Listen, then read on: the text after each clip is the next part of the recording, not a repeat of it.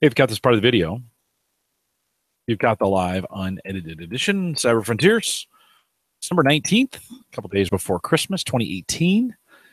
And we're in a little bit of a pre-show, just getting started. If you got the live version, don't worry, just hang tight, speed up the video, whatever, to get to the beginning. We're just gonna kind of gather the audience that's out there. A few of folks have showed up in the chat room on a Tuesday night.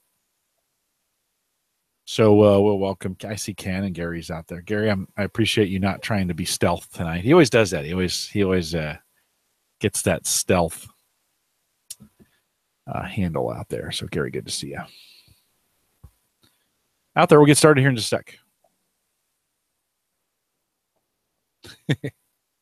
sec. Gary's talking about Windows 10 and how terrible it is. You know, in the most recent update, if you try to install a Win32 app, it says this isn't a store app. Yeah, you can just when you download exes from Edge, it automatically renames the file extension to .exe_txt so that you can't run the executable without going and renaming it. And then if by default you have your extensions hidden, you can't go and rename it. Yep. They're trying to do everything they can to push everything to the store. Unfortunately, they're trying to do everything they can to make it as little resemblance of a desktop as possible. I know. As much of a cloud terminal as they can. He says there'll be wailing and gnashing of teeth when Windows 7 hits end of life. And it'll be interesting to see how that goes. Probably not wrong. We have long since moved on from Windows 7, but I know there are still lots of folks out there. I'm finding it less. I don't know. From a work standpoint, at home it's different, and I've got a lot of different ways to hack on it at home. But from a work standpoint, it's really, they lock me down to everything I can and can't do anyway. So I don't, none of that stuff really matters for the most part. I'm not installing things on it, so that doesn't matter. You just use it. So it's I think that's the way of the enterprise, but certainly there's always power users. It's going to be different for those guys. All right, let's try. We have a little trends going on. Hey, this sound check, is everything good out there? Gary, Ken, can you guys hear us okay? If you're listening live on Spreaker, we want to welcome you out there as well. Just I'll wait till I get a quick sound check from folks. Our friends over at Nice Hash. Have you followed the Nice Hash or the Nice Hack thing over there? I've sent you guys the link, but now I don't remember what the heck it was about. Well, Nice Hash got hacked. They shut everything off. I mean, I've never seen a site go completely dark. They just put up a splash screen like, hey, $60 million disappeared into another account somewhere. So they announced, they've been fairly open about it. They know the account where it went. That's the beauty of blockchain, right? They know exactly where the money went. They don't know who it is, but it went somewhere. Money's been slowly moving out of it. I don't think they're ever going to get it back. But they're like, hey, we're coming back tomorrow. So next December 20th, they are supposed to be back online, which I have two-factor, why this relates. So I have two-factor they have 3 different things I can do, and I have two-factor turned on for each one of those: logging in, buying, selling. Let's just say it's those 3. I think it's those right. Well, I just changed phones. So I just went from the iPhone 6 to the iPhone 8 Plus, right? And I did not make a copy or write down. They always tell you when you do two-factor, write this number down and don't lose it. Well, I haven't been. No. I've been writing those numbers down. Yeah. So all of a sudden I'm like, crap, if they don't come back up by the time I have to turn my phone in, because they're, Sprint shipping me a box and I'll turn the 6 in, I'm kind of screwed because I don't have that number now. Maybe or maybe not, they can reset it with some proof of whatever. But for a second I kind of was like, and my involvement in the hack was probably about $200 of Bitcoin, which I'm probably in $30 for the actual generation of it. So it's not like a big deal. But it would be a hassle to get back in. We're going to talk a little bit about two-factor tonight, but it would be a hassle if they didn't come up before I had to turn my other phone in because I couldn't log in. So I'm hoping they come up tomorrow, get logged in, change the two-factor over to the other phone, record those numbers. So I went into LastPass and I recorded all my two-factor accounts. I went back in, reset, and copied that number, and then stored them in secure notes. It is one of those things, you kind of blow it off when you're setting up two-factor. Or at least I did. And you're like, hey, I'll never need that. It's going to be fine. But if your phone got destroyed or you lost it or whatever, you're kind of screwed. Right. So, all right. So an important average guy lesson learned. Hey, write those they always say print them off. And I'm like, are you freaking kidding me? Serious? In 2017, we're saying print these things off. That's true, right? I mean, you could, but I'd rather just have the number and then put that in a digital form where it's locked up. So, all right, let's do this thing. Here we go. Hold on, an important average guy lesson in two-factor. We've moved to two-factor at Gallup, so we're doing more of that. Here we go. Let's see. Old school never dies, says Gary. That's for sure. This is the Average Guy Network, and you have found Cyber Frontiers, show number 41, recorded on December 19th, 2017. Here on Cyber Frontiers, we explore cybersecurity, big data, and the technologies that are shaping the future. If you have questions, comments, contributions, you can send us an email. You contact me, Jim, at theaverageguy.tv. Really, the better way to do it is just contact Christian. He's the brains behind the operation here. Send him an email, not spam, but an email, Christian at theaverageguy.tv. You can find me on Twitter at Jay Collison, and Christian is out there as Borg Whisperer. I love that, Christian. I love that. It's awesome. Love that handle. Yeah. Suits you well. TheAverageGuy.tv, powered by Maple Grove Partners, both web hosting and all the bandwidth that we do for the podcast. Maple Grove Partners get secure, reliable, high-speed hosting from people that you know and you trust, optimized for WordPress and optimized for podcasting. Get more information, maplegrovepartners.com. For podcasters, the basic plan starts at $10 a month. Super easy, super affordable. Love to have you out there. And I'll drop in there that this month or through January 31st, we're running a promotion for the holiday season.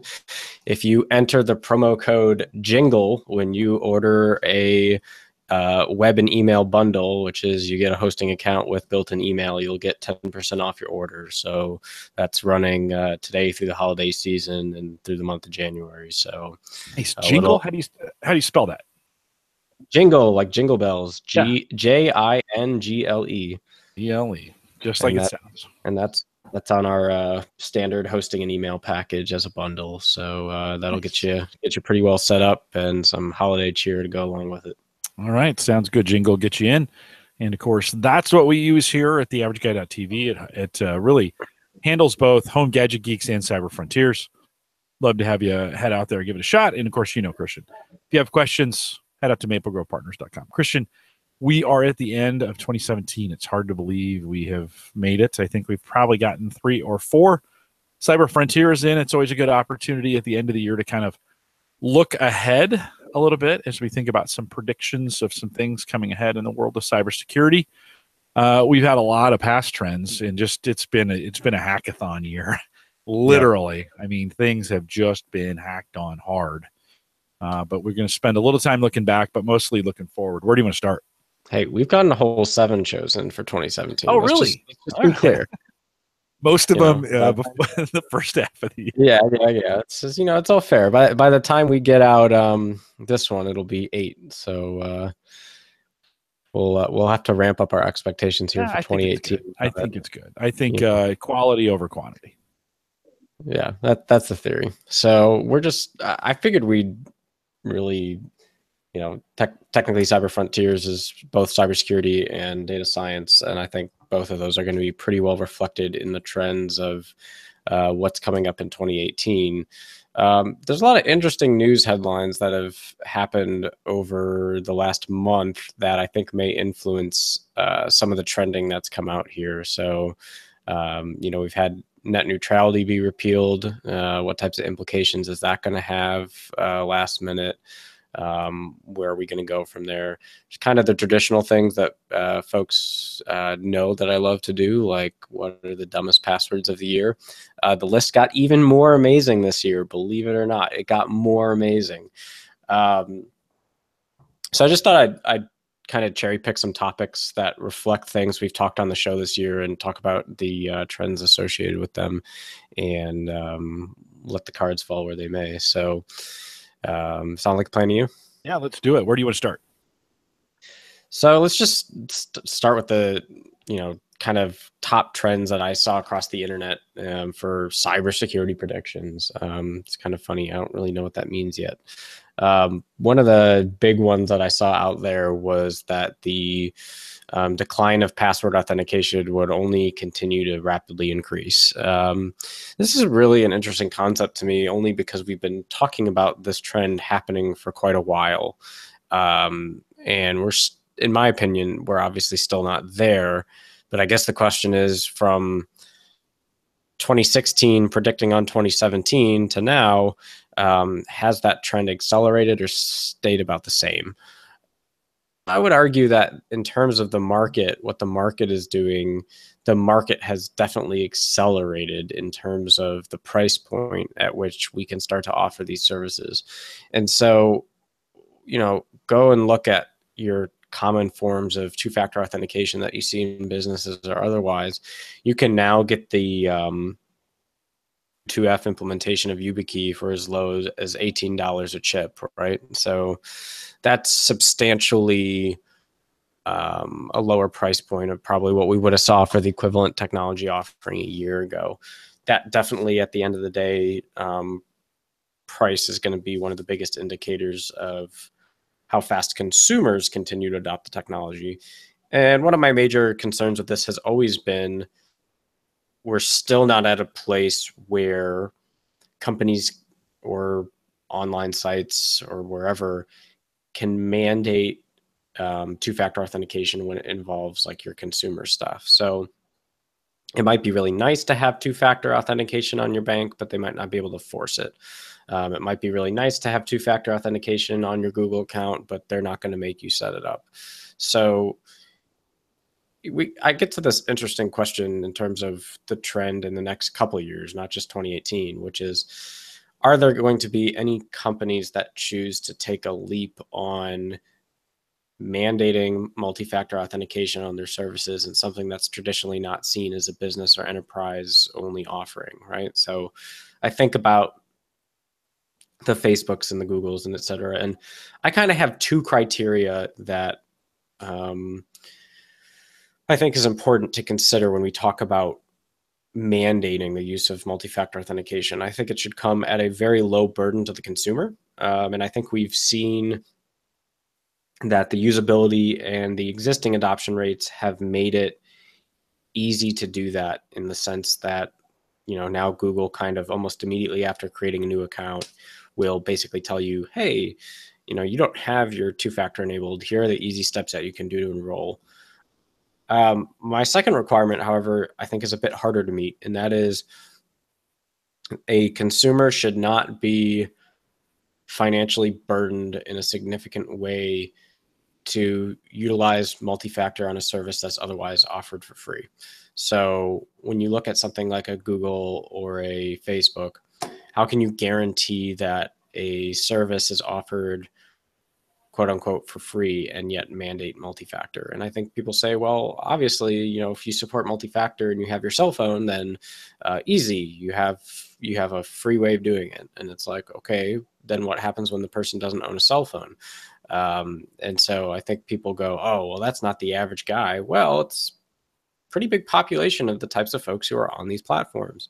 And so when I think about, Google might not be the best example, but when we talk about the high volume of data breaches that have happened in other big online commercial databases and services, I wonder, and I haven't done the math here yet completely, but if you add up the cost of a data breach for one of these major companies in terms of logins were exposed and then they could see X, Y, and Z, would the cost of that data breach be more or less than if they had handed out an $18 YubiKey token to every single person in their user database? And my guess is I could find ones that come in at a cheaper price point than what they paid to recover the damages of a data breach. And so the question really becomes, will the industry trend in such a way that they can start enforcing it, not just highly suggesting it? And I don't think we're there yet. But I do think that within the next 3 to 5 years, you'll start to see consumer-based, services of the masses like the Googles and the Facebooks come up with more clever solutions on how to kind of capitalize on that market. Because at this point, I think the technology has become super accessible and super available. And I think people aren't as taken aback when they hear the word multi-factor, right? Like if you download your banking app to your mobile phone, you're almost certainly going to hear about having to set up multi-factor and get a one-time passcode sent or whatever it is, right? So I think the next evolution of this naturally is how can we mandate MFA but offer it for free and really come full circle on the easy integration that a lot of these companies have provided so far. Yeah, I think when you think about a B2B and the business locking down their, the breaches have all happened in a business context, and it doesn't make any sense for businesses to cheap out on a key, on a piece of hardware, on implementing it in, you think most organizations with their employees are going to have a cell phone or some kind of device that it could be put on. Christian, I think, though, the huge opportunity is at the B2C. And I don't think it's reasonable for a Google or a Facebook to issue some kind of device to the masses. I don't think that's scalable. I think we need to have built-in ways of doing it on the hardware. They have to access it somehow, right? If you have a Google account, you're coming in on a phone or a PC or something, a tablet, and all of those would have some kind of way, whether it's telephony or Wi-Fi or, because I think there's also, a huge group of individuals who don't, whose only access is via Wi-Fi. And so there's got to be some way. I know when I'm trying to access two-factor on a plane, oftentimes I've connected my laptop to the Wi-Fi and not my phone, and yet the two factors coming in through the phone, and It doesn't work, right? I'm essentially locked out. So I guess I agree with you. I think we've gotten two-factor working for the privileged at this point. I think the privileged in industry, the privileged with the right equipment, the privileged with the iPhone or the Android phones. There's certainly some penetration in the third world markets with Android devices, so that's getting out there. But I think at the very bottom of the population, they are kind of stuck without a lot of options. And shame on business. Listen, I mean, if businesses are not locking their stuff down, shame on them. They've got to do this, right? They don't have choices in this. They've got to pay the appropriate costs to get this done. But when we think about the consumer, I don't even know what that number is. I think they have less options. And I think here in the United States, we often think about, well, just, you said this a second ago, well, they could just have it on their cell phone. Well, I don't think that's in the United States that works sometimes. I shouldn't say sometimes. It probably works way more often than we think. But there are huge groups of people underrepresented in that area that will never be able to participate in it. And let me tell you, nothing changes your outlook on two-factor like changing your phone. I mean, I just did that this week. I'm switching phones. And I'm having to go back in and reset up all those two-factor, take them down, re-snapshot them. By the way, capture that. They'll tell you, make sure you copy this down. I blew it off the first time, but this time I'm kind of like, because of the NiceHash problem, I'm kind of like copying those and storing them somewhere that are secure, so that if I do lose my phone or my phone quits working, I've got a way to get in. Don't blow that off. If you're a consumer and you're going through the two-factor setup, I think it's really easy because we do this when we click on user agreements. Yeah. Just get this thing working, right? So I think there's some thoughts there from a consumer standpoint. Yeah, and I think eventually, my hope is that the human factors catches up here, which is to say, I think some of the more accessible forms of human two-factor, like your biometrics, are something that you could enroll without having to pay a price, right? Like if you can make the assertion that webcams are for the most part readily available in these devices without a consumer having to go and get something additional, Correct. then how much easier is it for them to come up with a type of MFA that deals with your facial recognition or otherwise? And that, of course, puts us down the rabbit hole of major companies like Google sucking up more basically AI and biometrical data that will allow them to give more tinfoil hats cause for concern as it pertains to data advertising and so forth. However, I think realistically, those are going to be the things that are most accessible to folks in terms of how do you enroll someone that has their body in a keyboard, right? I think that's the point it has to get to be able to actually make MFA work seamlessly to the point where almost any system can be designed with something more than a password, right? Without any real level of thought or effort. And I think we're closer to, I would say, closer to the 10-year mark before that is really integrated in a way where passwords are a thing of the past.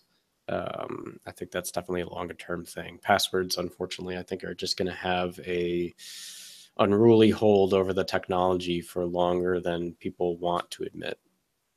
I've recently, because of the Bitcoin work that I've been doing, 2 exchanges, Bittrex, Polynex, I've signed into, and both of them have verification procedures that require you to take a picture of your driver's license and send that in with then a snapshot of you off the camera. And it goes through some automated processing where they're trying to figure out, is that you? And then I think they're trying to match you to records they can find on the web. So they have you get some information, and they're trying to kind of solve that problem of having somebody having to physically validate this information. In the run up of Bitcoin over the last 3 or 4 weeks, I bet these organizations have done an 8 or 10 or 100-fold business as people's been flocking to the web to figure out what this Bitcoin stuff is. And that's interesting. And I think, like everything, we've got to test this a little bit. We are way better at two-factor today than we were 5 years ago when it just didn't exist. It's way better today. Is it the final solution? I think we've got some growing to do. I have yet to hear, and maybe I have yet to hear a major hack that has made its way through two-factor. Like someone spoofed the two-factor piece and made it work. I don't know if that's happened yet. Yeah, but there's certainly been disclosable weaknesses in some two-factors, but not to the point where it actually led to that type of confidence. Yeah. It'll be tested though. I mean, I'm noticing a lot more as I even think about my Hover account, my Buffer account. I'm just trying to think all the Bitcoin stuff all those accounts that I've been signing into have offered two-factor, and I've taken it. And that, it took me about an hour to switch phones because I had to go in and redo that. But I guess I'm encouraged that more organizations are offering this. To your point, though, they're not mandating it. Yeah. And until that happens, most of the consumers are not going to err. They're going to err on the side of simplicity as opposed to security. Yeah, and the interesting thing too with some of those solutions you discussed is like, what happens when it says you don't match the picture on your driver's license, right? What is the out there? Yeah, well, I don't have a beard in the driver's license picture, and I do now. And actually, to be honest with you, I have both of those services I have struggled with, and even one of them booted me out and said, "Sorry, we can't verify you because you've done it too many times." I'm like, well, now what? Now I probably have to contact their customer assistance.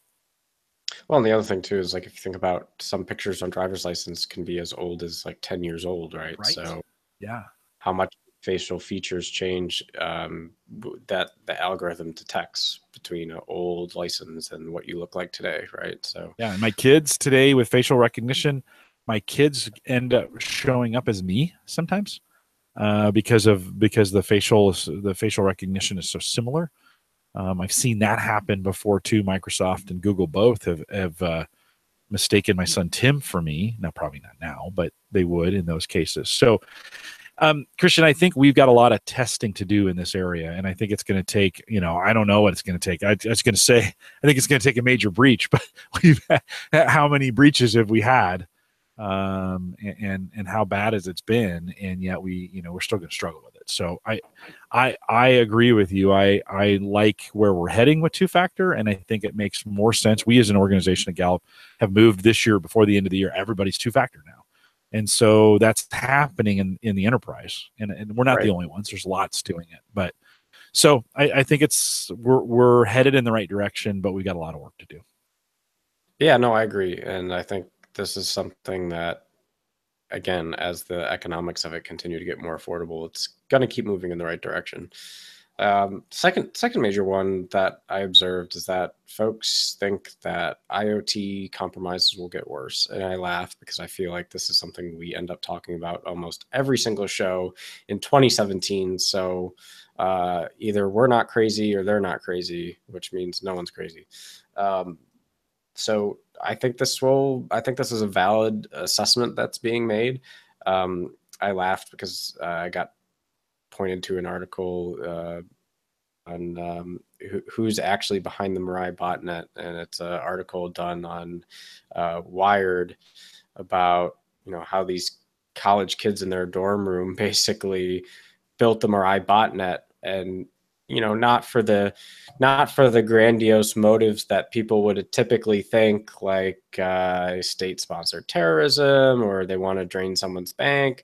No, they were trying to get the best deal they could in the world of Minecraft, right? So super funny because it just, the level of sophistication, remember, and we talked about the Mirai botnet on this show a while back about how it basically hijacked a bunch of IoT devices and created a distributed botnet to then launch a DDoS attack. And that was awesome. And just amazingly interesting, according to the court documents, because, it was able to target an entire range of IP addresses, not just one particular server or website. And all of these IoT devices were compromised, all throughout the world. The force of gravity that came with the Mirai botnet when it got pointed at a set of targets was, pretty amazing. They were talking about the topping out of Mirai being around 1.1 terabits per second, as more than 145,000 infected devices had unwanted traffic pointing their way. So, and this is coming out of that Wired article as well, but just a fascinating example of how just when everyone thought that DDoS was kind of this measured, figured out thing, and it's now not the cool thing to do on the cybersecurity market. 3 Minecraft lovers in their college dorm room made DDoS attacks awesome again. And so I just thought it was funny, to be honest. And I think that it speaks to this trend of IoT compromises getting worse. And we've talked about in the last show or two, as supporting evidence to this, the quality of firmware and embedded devices is just terrible. It really hasn't gotten better. And especially when we did the DEF CON recap talking about what some of the really common consumer devices, whether it's your IP camera or otherwise, just not a quality of firmware level that you'd be willing to trust in. And, here's another example local to the show, and, hopefully Mike won't mind. He posted publicly in the Average Guy forums, but so Mike Uyghur and I co-host over on Home Gadget Geeks. He had bought this IP camera for his house, right? Like everyone wants to. But he posted on the forums because he noticed weird outbound traffic coming out of his pfSense router. And he only noticed it because he installed the latest automated rule sets from the PF Blocker next gen software, which basically allows you to load predefined blacklists, and then any IP inbound or outbound that tries to hit your edge device will get dropped appropriately by the firewall. And so he had 2 devices that he could not explain why they were talking to very strange, peculiar traffic. So the first one turned out to be, I believe NiceHash or whatever the Bitcoin flavor of the day was going on his server was participating in a peer-to-peer network, because that's how that mining system works. And the router was blocking certain peer-to-peer connections because those peers were showing up in the blacklist. So it wasn't that his machine was necessarily infected. It was doing a task that he legitimately set it out to do. But some of the nodes in that peer-to-peer connectivity turned out to be no good. This is not very surprising to me, because it's the same way with Skype, right? Skype is peer-to-peer.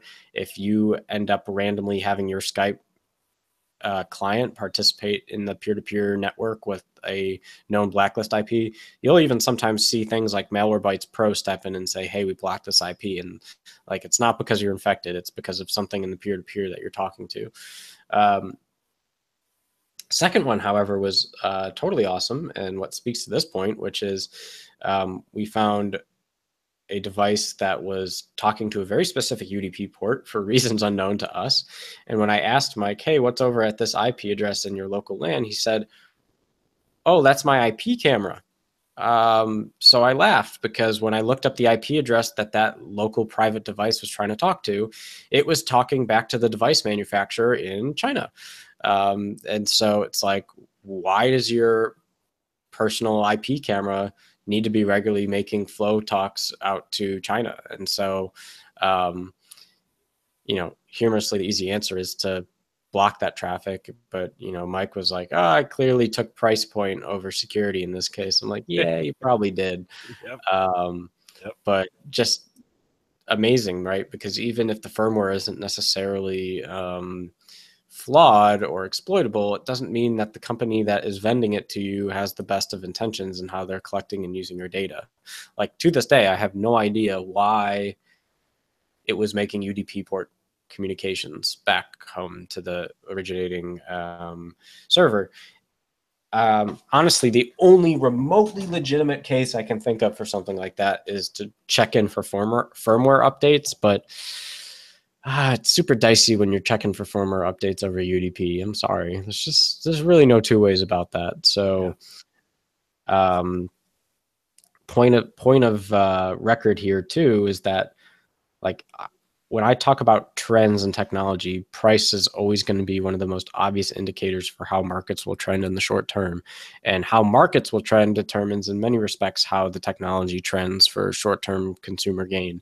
And the other big data point here, when we talk about how IoT compromises get worse, it's in part because these devices have become so dang cheap for people to go buy and put in their house. So when someone wants to come along and build an XMRI botnet, the number of devices that will be eligible for the latest zero-day exploit will continue to grow and be larger and larger than what the last IoT compromise was, right? So we have a problem in both directions. We've made the technology available to the masses at a low price point, which is great, but we've driven in a low quality and expectation of firmware code, which as a result will increase the amount of devices and systems that are eligible to participate in these types of compromises and attacks in the future. So see this as a very realistic market predicts where this thing is going to head. And that's why I think that this was a super valid call out in the 2018 trends for some of the sites reporting on it. Christian, along those lines, I think we're going to see a trend of,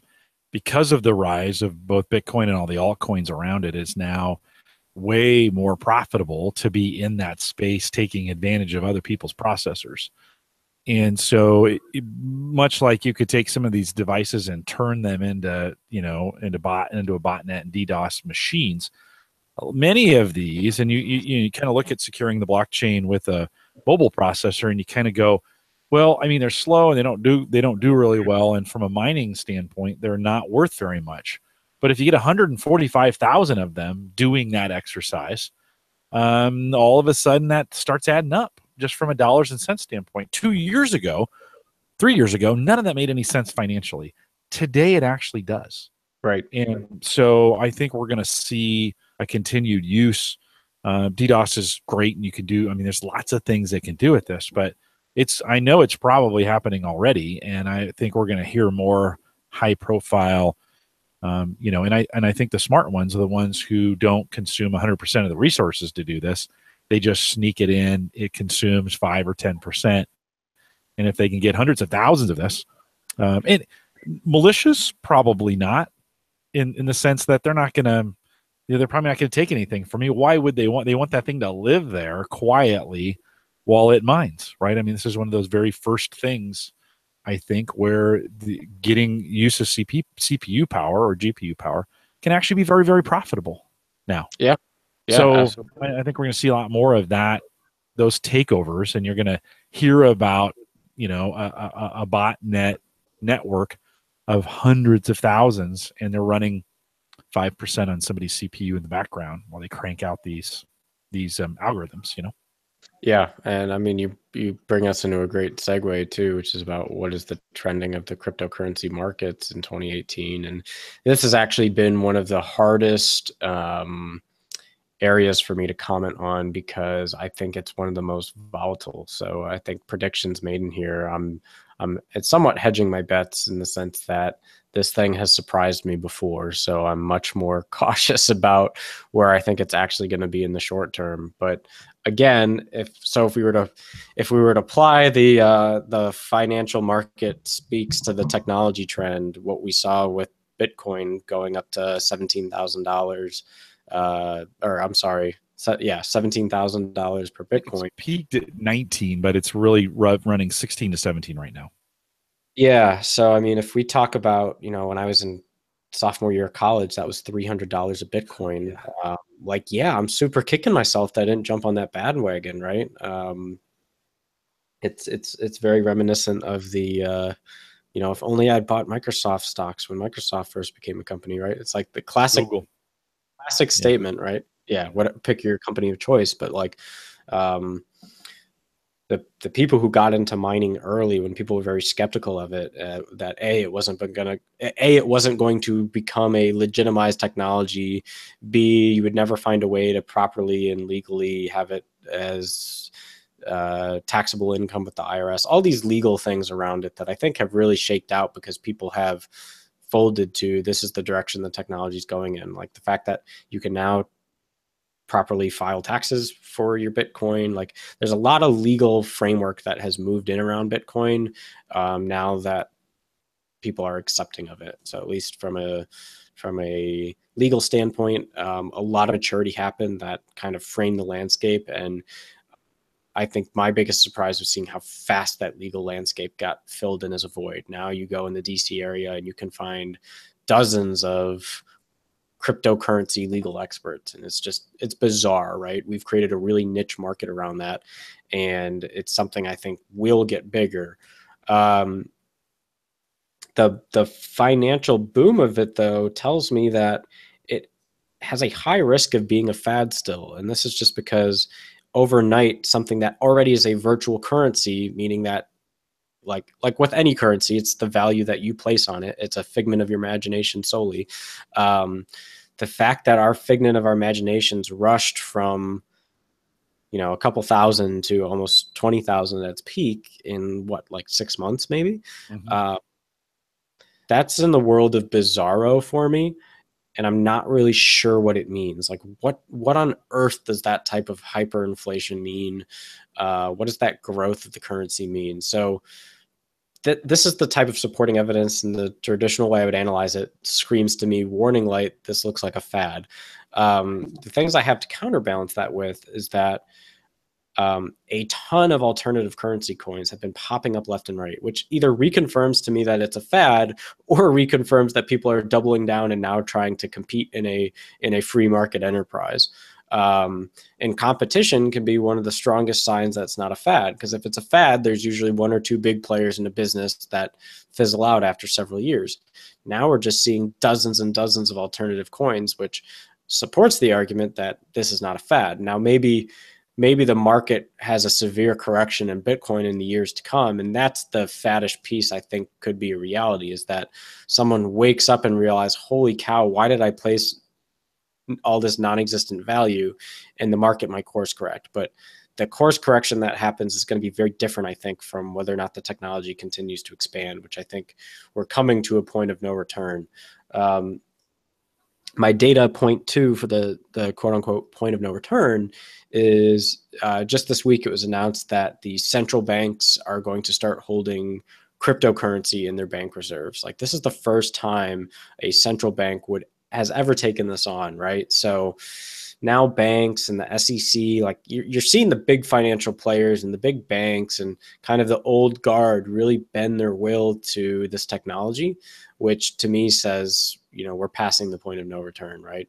So in 2018, I expect the technology only to solidify further and become more widespread.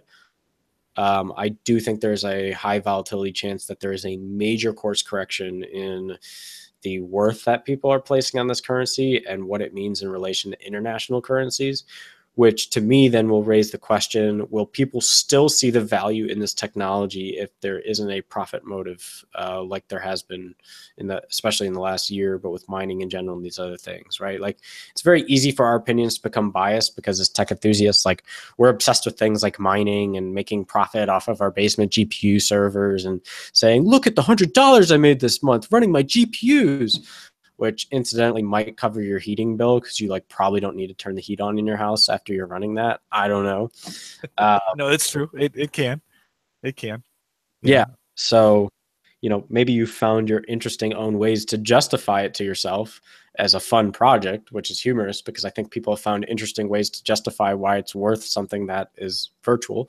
But when you put all those things aside, like, the end of the day, it comes down to, is this technology a better way of transacting money, period, full stop? Like, is it the next gold in the sense that it's something that is a safer, more reproducible and verifiable currency and has certain properties that you don't get with paper money or a country's currency, et cetera.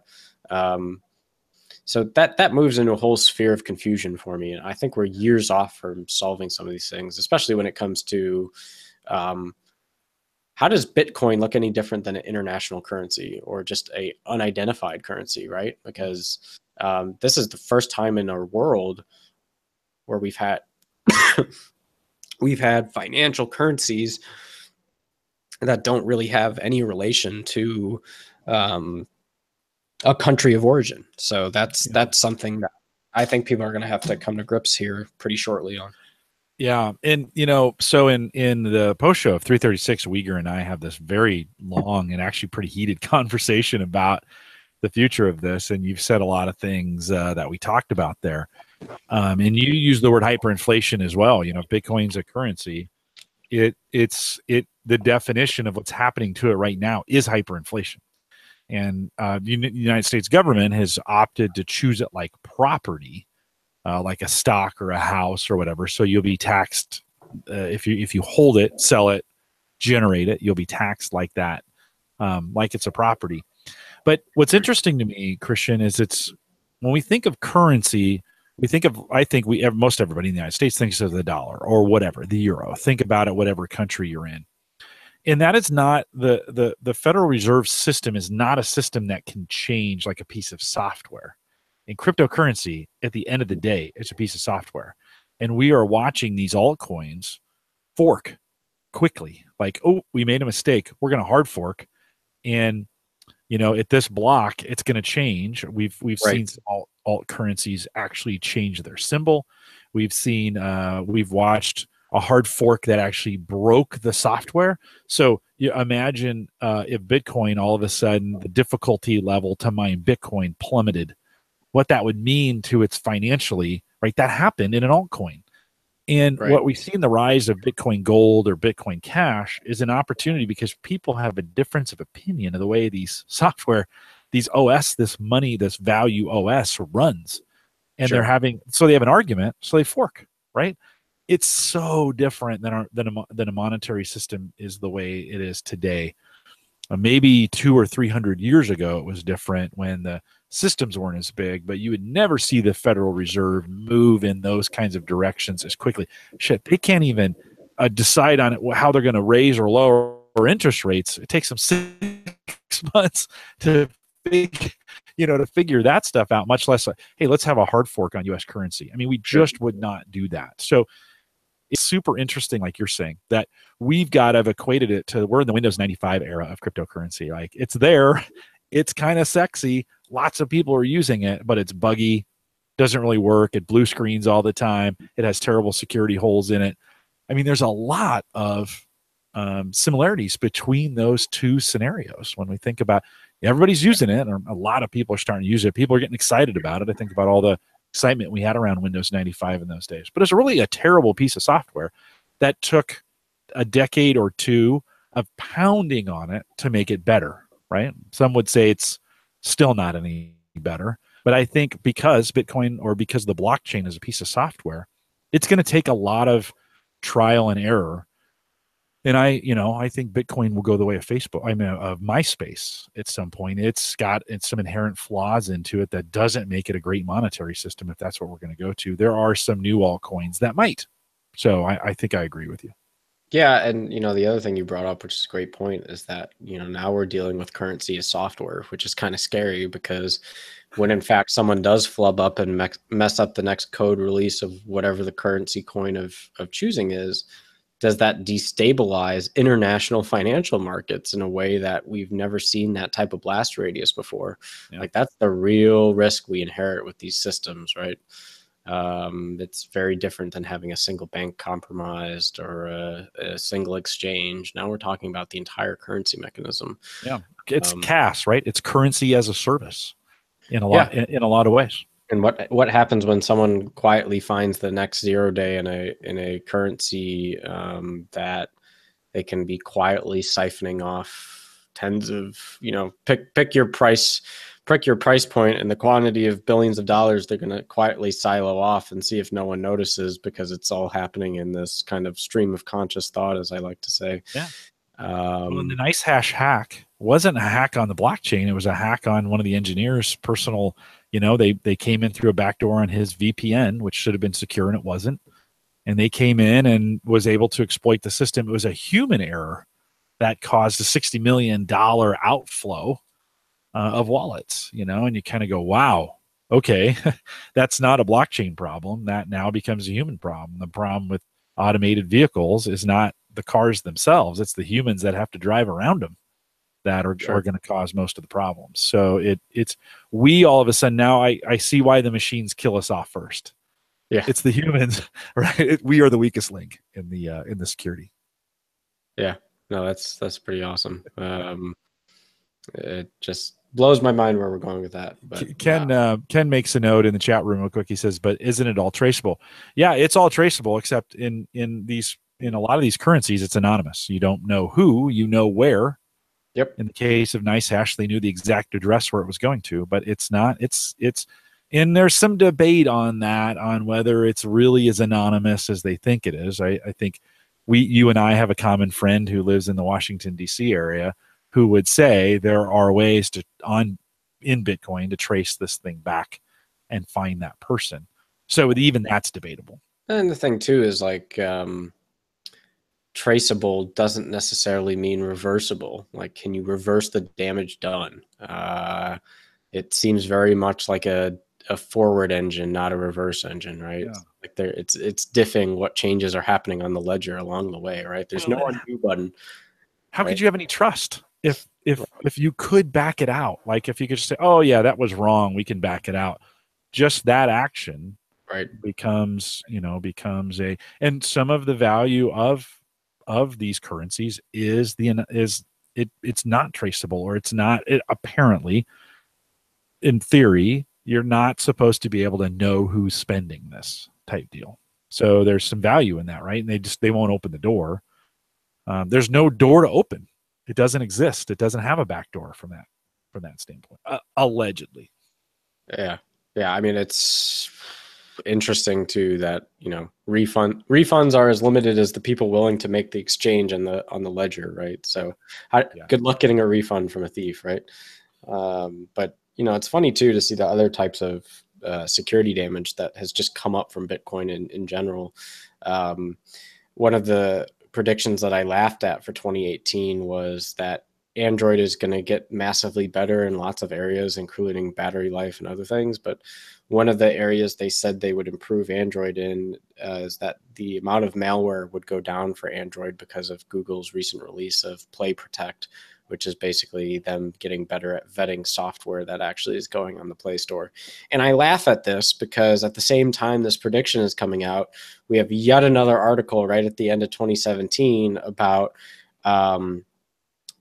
Bitcoin or just cryptocurrency coin malware for Android that physically destroys your phone by installing mining malware on your phone, and it overheats your chips on the device until your battery bulges out and your phone gets cooked.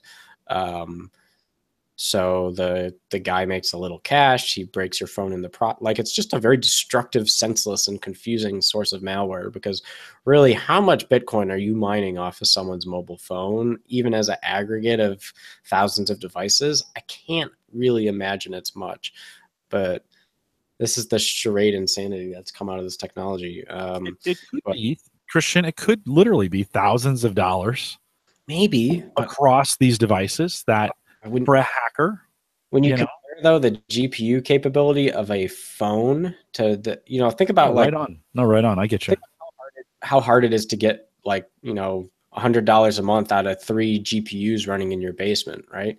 How many phone GPUs does it take to replicate the power of one desktop GPU? I'm pretty sure it's thousands of phones, in terms of the difference. But right? if you can hack, I mean, if you can exploit these phones in mass, and you can turn them all on. I mean, it's the same. How many? I guess the DDoS example is a little bit different, because they have more of an impact than they would in mining. But you're right. But that's a scale issue. If I could get hundreds of thousands, or if I get 500,000 phones doing this, I can actually do some mining damage, so to speak, on the blockchain. And they would be wise to not run these algorithms at full speed. Like, dial it back a little bit so that it doesn't, you want to keep this on the phone, not brick it. I think that's poor. In this case, that's probably poor hacking, or not thinking it all the way through, because you spent all this time getting on that device and then you brick it because you didn't turn the difficulty, or you didn't turn that down a little bit. Hey, let's just throw this thing and run it full steam and then break the thing that we spent all this time trying to get on. That doesn't make any sense. So I think hackers will get a little bit smarter and start sneaking these things on. And it doesn't take much to, in the markets that we're in today, it doesn't take much to mine a coin or an altcoin that is pennies right now. That could be dollars just 6 months from now. And so, with the difficulty low and the low GPU power, doesn't take much to get thousands of coins that could be worth hundreds of thousands of dollars. And if you say to me, Christian, oh, that's not going to happen, that's what was Bitcoin's story. Right? We laughed at them 6, 7, 8, 9 years ago when people were mining that stuff. So I don't know. It's certainly very interesting. Yeah, no, without a doubt.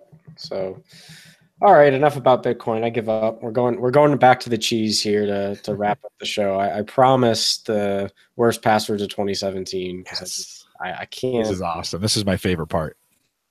I can't do an end of the year show without talking about the worst passwords. I just can't. So, 1, 2, 3, 4, 5, 6 made the top 1, which is awesome.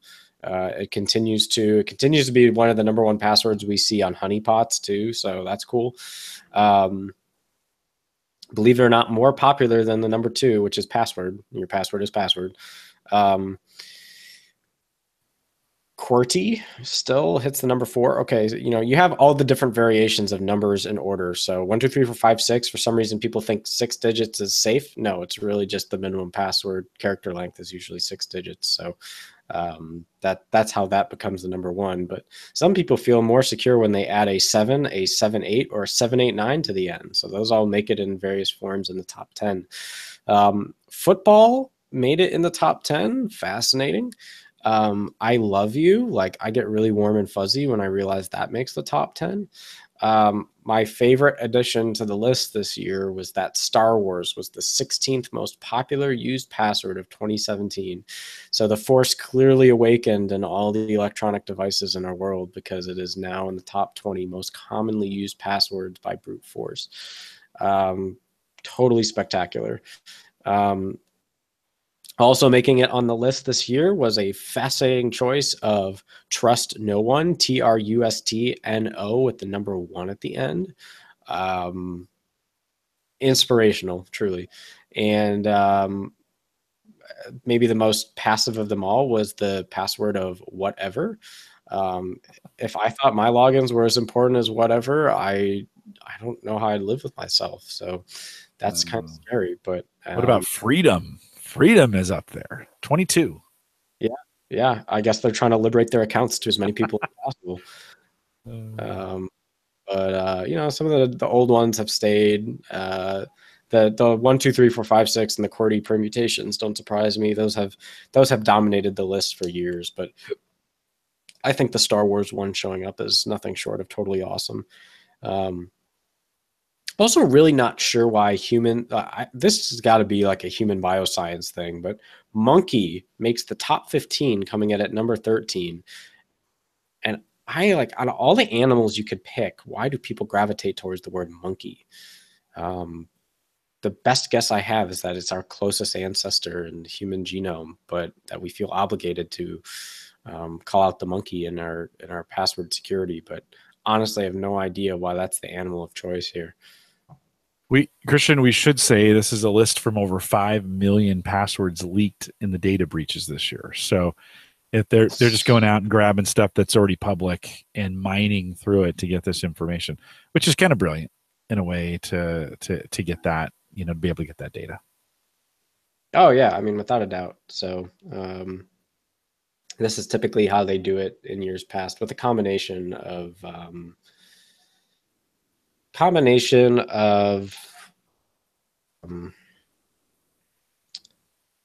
see, there was a train thought and it just just was gone. Just history. Say your last sentence, it'll come back, I promise.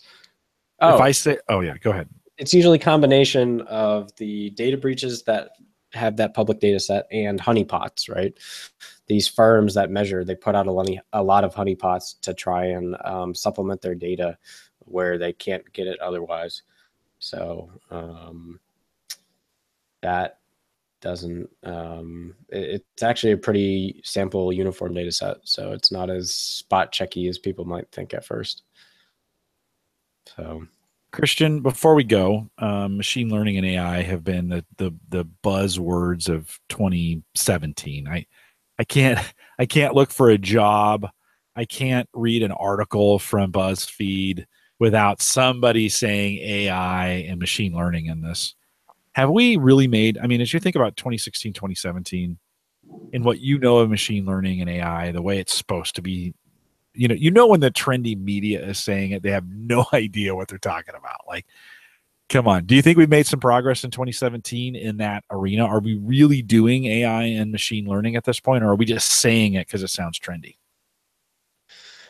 You know, it's funny because I think it's a huge victory that we have stopped using the word big data as the number one trending whatever. Like the fact that we've evolved our lingo to be these other two words, like it brings a warm, fuzzy feeling to my heart, because people rallied around the Doug Cuttings yellow elephant, aka Hadoop, and the word big data for so long. Like you could see the redness in their face and how winded they were getting because they just had no idea what they were talking about. So you had this huge population of people who love to say the word big data. And there was a point at time of when we talk about crazy, kind of like how Bitcoin has had its periods of crazy. You could, and I'm not even exaggerating at this point, like go read articles about it online. You could walk in a job fair in anywhere from like 2012 to 2015. You could walk in a job fair, say the words big data and Hadoop in the same sentence, and have a job offer a week later. They would do nothing to check you actually had any idea what you were talking about. But the fact that you could use those two words in the same sentence made you an incredibly special commodity. It didn't matter if you had no idea what you were actually saying. If you could figure out as a human being how to use those two words, you were the hottest thing since sliced bread, and they had to have you as a developer or whatever. I think the fact that people have finally gotten some healthy reality check around big data has helped influence the expectations a lot. The The good news here is that that has allowed the real underlying technologies, machine learning and AI, to be now the buzzwords of the default. Let me just say a couple things here. Machine learning doesn't happen without big data. That is to say, without making the buzzword problem worse here, you can't do machine learning without a data set. And preferably, you can't do unbiased machine learning or kind of unsupervised machine learning without a large data set that's kind of constantly flowing at the algorithm. So I see big successes in big data in 2017 in the sense that infrastructure for big data has become readily available and at low cost. Amazon Web Services just released a big, some new machine learning offerings, and especially in cloud in general now, like we're making it super affordable for people to just kind of one-click run machine learning analytics over sample data sets and figure out how to play with this stuff. So again, if we're talking about we measure our trends in the technology industry by financial price points, the fact that these things are at a affordable consumer price point on the cheap to be able to experiment with these technologies means you no longer even really have to be a quote unquote expert or knowledgeable in the field. We're now getting to a point where big data can become a consumer or a power user hobby and not just something for the deep technologist, which is really important, right? So machine learning and AI can't advance when there is no data model, like period, full stop, end of discussion. When you look at how AI is trained, when you learn how robotics evolve, when you learn how machine learning algorithms develop, all hinges around the fact that we now suddenly are sitting on wealths of data that we can harness in an easy to use fashion. So I think this was a point in the hyper growth curve and adoption rates in 2017 was that I think people finally got off their high of saying the word big data. I think there's finally some more realistic expectations around what it means to have big data. I think when we talk about AI, it's a little bit more removed in the sense that there are cases for AI that are very data dependent and cases for AI where the self-generating data model is sufficient.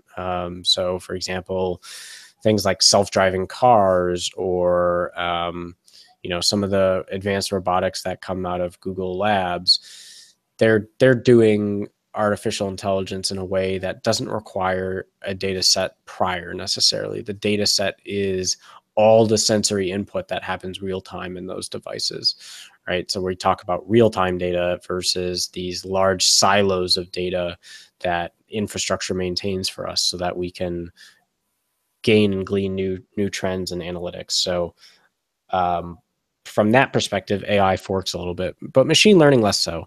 Machine learning is really, at the end of the day, what I call advanced statistics. So we've built statistical models and new math inferences to basically solve old problems. The difference is that now, because we can look at such a large scope of data in such a cheap manner, the computer beats the human at the game and can start to see patterns and trends that we cannot, and make two things that seem unrelated to the human very related in a mathematical world. And so this is very important. I think in 2018, that is going to advance. I think naturally, now that infrastructure has caught up, the next thing that needs to catch up is the algorithmic development. So I think you're going to see more time and development spent in developing the next types of machine learning algorithms that go beyond some of the statistical models and methods that we've defined today. And I think you'll see artificial intelligence benefit from that. And I think when people think AI, they think mostly like, oh, the robots are coming to kill us, which is a portion of AI, but there's a lot of AI that happens it's kind of one step removed from the predictive stuff that ML can do for folks. But AI as it pertains to making decisions, being a patient assistant for doctors curing cancer. Like that's the type of AI that really relies on machine learning and big data as related technologies to make itself successful. When we talk about Watson having the equivalent medical knowledge of a med student, that's an AI that comes from those other fields being more developed.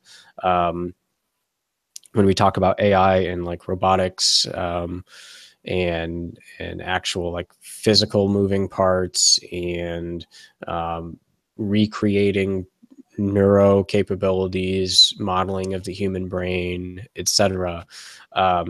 Age-old problem in artificial intelligence is that to this day, we have not been able to really model the true way in which the brain thinks and computes as the conscious. We know we use about anywhere from 5 to 10% of what our brain's actual computational capacity is. And that's over the course of evolution. So, you know, we have not yet found the type of AI that allows us to innately have that capability. And like the classic example is like, what was the whole point of a neural network in our AI? It was to try and basically mimic this idea that humans have neurons and a nervous system, and your brain fires neural synapses when it learns a new pattern or tries to record short-term or long-term memory. Much in the same way, neural networks, they fire quote unquote synapses that change weights in the algorithm that allow it to preference and learn certain facts over time. But again, this is a artificial means of reproducing a capability that we truly and innately don't understand in a biological sense, and have not figured out how to solve in a technological sense. Yeah. I think the omen continues to hang over the AI industry's head, and this will not go away for quite some time, which is the predictions around AI, quote unquote, taking over the human race and being very dangerous, and we have to be super careful. And like a lot of people laugh at that right now. And I think for good reason. I don't think we're as close to this doomsday scenario as some of the contrarians in the technology industry would have you think.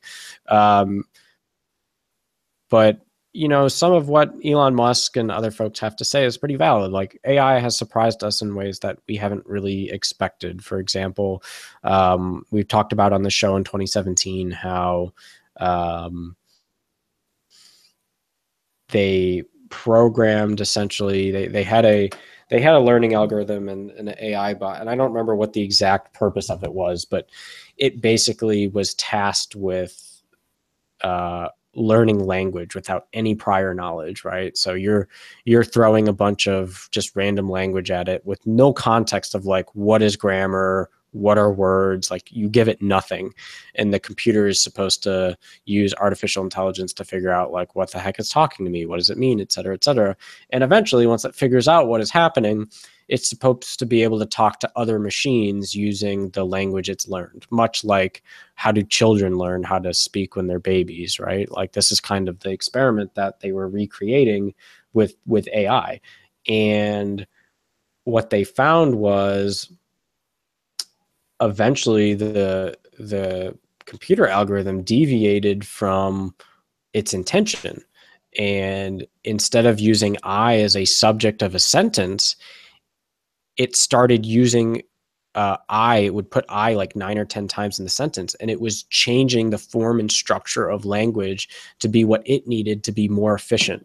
And it basically ended up coming up with a version of English that would make no sense to you or me in terms of talking, but was more efficient for the computer to talk to the other AI bots and manipulate the language. So that was something that developers never programmed into the system, got a little freaked out when the system managed to do it on its own. These are the types of things, like they're cute small scenarios. The worry is that what happens in 10 years when that happens at a larger scale with something else we're experimenting with. In terms of trends for 2018, I think all of this is like out of the minds of people, right? Your average guy is looking at 2018 as being a year where machine learning and AI will continue to help business and enterprise in some serious ways. I think healthcare and financial markets are the two biggest places we're seeing impact on machine learning algorithms, especially. That, and in terms of like protecting from fraud and bank fraud and financial fraud, in terms of patient healthcare and improving that, there's several kind of very nice consumer areas where these technologies have a very real world impact. So I think we'll continue to see that grow and become readily available. And I think there will continue to be a need for it. I think AI kind of plays the same role as it pertains to those related technologies. I think AI is continuing to also, though, get more advanced at solving harder problems we're having, like in cybersecurity, like automated mechanisms for defending something you've never seen before. So I expect those technologies to be able to play in those markets pretty seriously in 2018. It's not the fad that it was 2 or 3 years ago in terms of it not being very feasible for the average company to implement. They've definitely matured the technology in several major ways that will allow us to see, I think, a continuing growth and adoption rate and into 2018. Yeah, and I actually see, sometimes in these technologies, you got to follow the money. You mentioned healthcare a couple times. I think there's an area of AI where when we're dealing with the human body, the complexity of it, that machines can understand what's going on in our body much faster than a doctor who's taking blood pressure and checking your tongue and looking in your ears.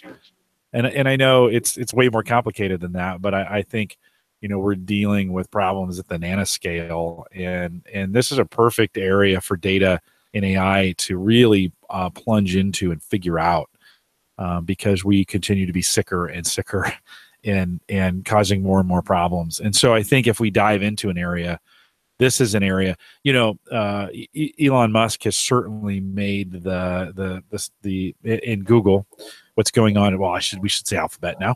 What's going on there with them and self-driving cars and some of the stuff that they're doing.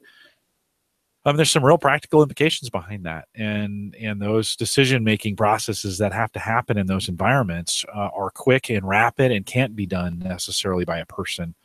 And so I really think in healthcare, I think of all these devices that we wear and the power of the data. I mean, I generate a ton of data every day by the Fitbit that's on my arm. Imagine if it was really doing something that I was just saying the other day. I'd love to have it be tracking my workouts and then be tracking all the vitals around it as well, to say, for it to be able to tell me, hey, you're actually improving, and this is in these areas, because it's got this big gigantic data set over time.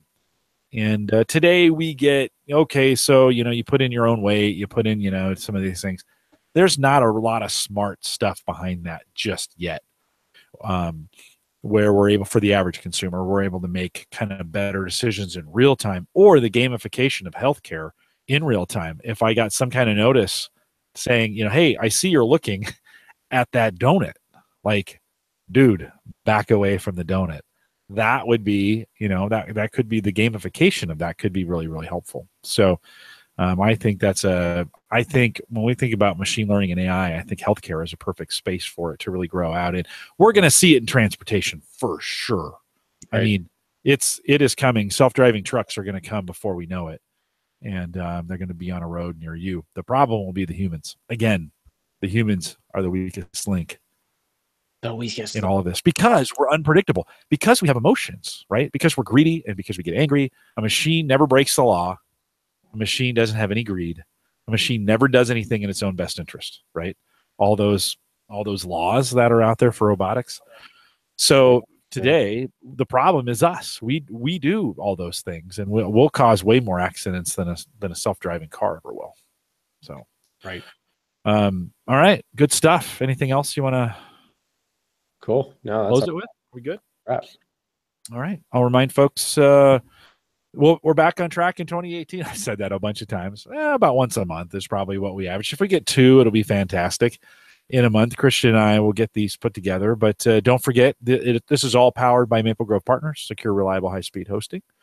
And if you need that, maplegrovepartners.com. Check that out. Christian had mentioned early in the show, you probably have it, but Jingle has a nice little jingle to it. And if you want to head out there, there's Jingle will get you $10 off your order through the holiday season. Ends July 31st, 2018. Head out there. Put Jingle in there when you set your order. Also, don't forget, if you have questions, comments, or you'd like Christian to talk about something, I know nothing, but Christian knows a few things that are out there. Send us an email. You can send it to me, although it's better to send it to Christian. So just send it to Christian@theaverageguy.tv. You can do that via email, or track him down on Twitter @BorgWhisperer. Christian, are you tweeting much, or is that pretty much just a place to receive news? I tweet occasionally, but I usually just like to read these days. Yeah. My days of the Python Twitter bot empire have kind of come to a close now that Jim has passed me threefold. So just relegating in the reading now. Yeah.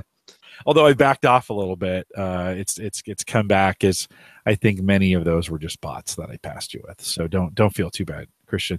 If you like Cyber Frontiers, and we'd ask that you'd share it. So drop it out on Twitter, Facebook, whatever. We'll be back in 2018 with some new programs. I want to thank you for subscribing and for listening. And for those listening live, we'll say good night, everybody. Good night. All righty. Good stuff. Sweet. Yeah. Ken said that it'll be hard to get adoption in medicine with the amount of money doctors make. Yeah. They won't allow them into the industry. They won't allow them to take over the industry, but they're happy to have them help so that they don't get sued when they make the wrong decision. I think from a surgery standpoint, they could be a really, really help, and they could charge $1 gazillion for them. Well, and they're talking about Verizon's coming up with the world's first 5G ultra low latency mobile network. And they're talking about being able to have super low latency networks over the 5G that would allow doctors to perform medical surgeries like across the country. So they have the robotic arm basically do the procedure, and it's essentially as close to as real time as possible. Yeah. I think the days of surgery being done, the way they're being done, I think they're going to change. I mean, I think we can deploy, I think technologies will continue to get smaller and smaller. And this, what was the name of that movie where they shrunk those guys to go down? And I'm not saying we're going to shrink people, but I think it won't be long before we'll have some really good technology that's pretty small that you just, put it in a needle, shoot it in, and it's going to go do its thing. Speaking of, I mean, how great would it be to use some of that artificial intelligence today when we think about going in and fighting cancer? You could turn a bunch of biological robots basically loose on the cancer, but once they get in there, they need to make decisions. And so it's not a matter of directing them. They actually need to be in an autonomous swarm where they're going in and attacking these cancer cells all at the same time in a way that's efficient. I guess it doesn't have to be that efficient, but they've got it when they're in there, they have to make these decisions. And so that, to me, that's really smart AI of like, oh, hey, at the molecular level or at the cell level, is this a cancer cell or is it real? And I think that could revolutionize cancer and cancer research. And I think we got to figure out why we keep getting all this cancer. Like, it's great that we treat it, but maybe we ought to try to think more about preventing it. Right. Right. Fantastic Voyage. Thanks, Gary. I could not remember what that show was. That was an old 70s Honey, I Shrunk the Kids, except it was sci-fi. Fascinating. Yeah, there's have you seen that the trailer for the new movie with Matt Damon where they shrink him down and it's basically like a retirement community or whatever, but because everything's smaller, you can put more people in that space and stuff's cheaper. And so but it's a comedy on it. So he shrinks himself down. It's irreversible. Once you're shrunk down, you can't. And so he and his wife are going in and then they shrink him down, but his wife bails at the last minute. And so it's just him and she's big and he's small. And it looked funny. Yeah. Fantastic Voyage. Yeah, that's it. Fantastic Voyage. It's a good one. What? So you heading home? Heading home, dude. Getting some time off. Good. Yeah, you've been working it. You have been working it hard. Well, good stuff. If you're listening live, I'm going to cut you off because I'm going to send Christian to bed. He needs to get some rest. So thanks, Gary. Thanks, Ken, for coming out tonight. Not a long show. We'll be on Thursday this week with Uyghur and McCabe and Keith Lunsford. We're talking drones. So it's a whole drone show. So we'll catch you guys maybe on Thursday.